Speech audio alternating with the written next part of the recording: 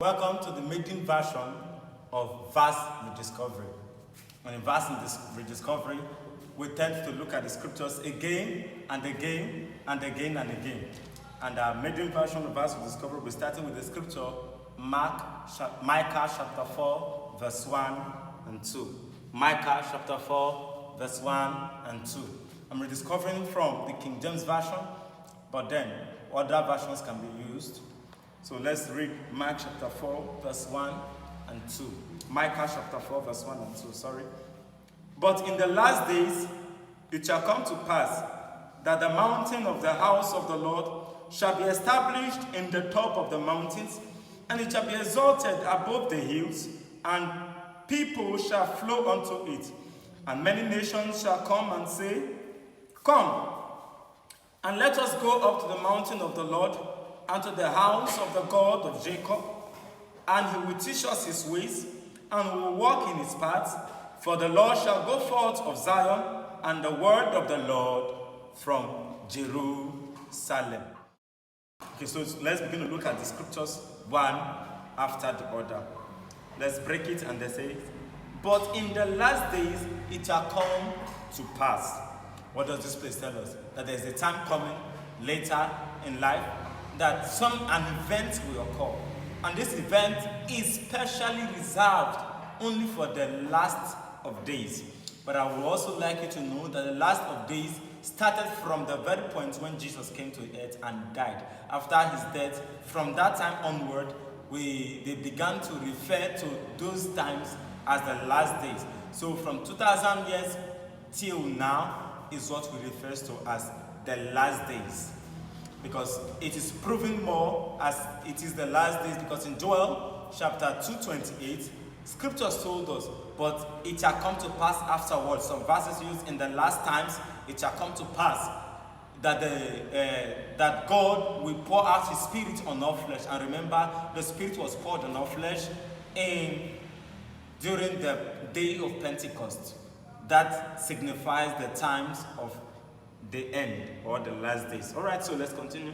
The mountain of the house of the Lord shall be established in the top of the mountains. First of all, what does mountain connote in this place? It connotes influence structure, influence system, strongholds. That's the word mountain. Strongholds or influence structure, where whatever this mountain suggests is what every other person walks by. And if that's true, it says there is going to be a mountain, and it will be the mountain of the house of the Lord. So there's going to be a structure. It is the structure of the house of the Lord. There's going to be an influence. It's the influence of the house of the Lord. And I want you to know the word house connotes family culture. Family culture of the Lord. Family culture, kingdom culture. So it's going to come to a time where there will be an influence of family culture, an influence of family culture, or an influence of kingdom culture. And if that's true, let's continue. And it said, it shall be established in the top of the mountains. This is one thing I want us to know. Let's take some other translations. The New King James Version said, it shall be established on the top of the mountains. Our King James Version is saying it shall be established in the top of the mountains. Some other versions said that it shall be established above the mountains. And some other versions put it in a way that it's as though, you don't like them? Okay. That it's as though it's going to be a separate mountain from itself. And if that's true,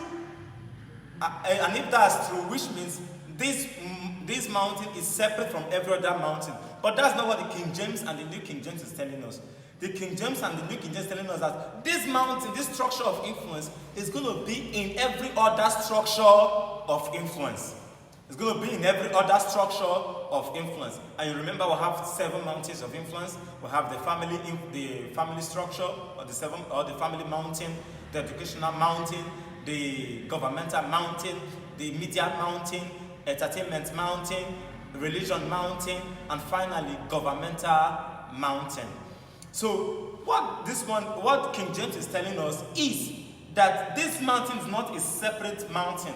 It's not a separate form of influence. It's going to rest and reside in every one of this mountain. That is not separate on its own. It's inside every. It will be established. That is to say, it will be made strong in every one of these ones. So it will give rule to these ones. It will determine. It will influence this mountain to influence the earth, because there are 7 mountains of influence. So there will be an influence that will influence every other mountain. All right. So let's continue. And it shall be exalted above the hills. The word hills usually in scriptures is used to connote, when it comes to spiritual things, it's used to connote idolatries, spirits, and every other non-God influences. So what he's saying is, it's going to be exalted above every other form of influence that have influenced this 7 mountains of influence. We know that spirits of hell and the Illuminati, some we say, have influenced our mountains before.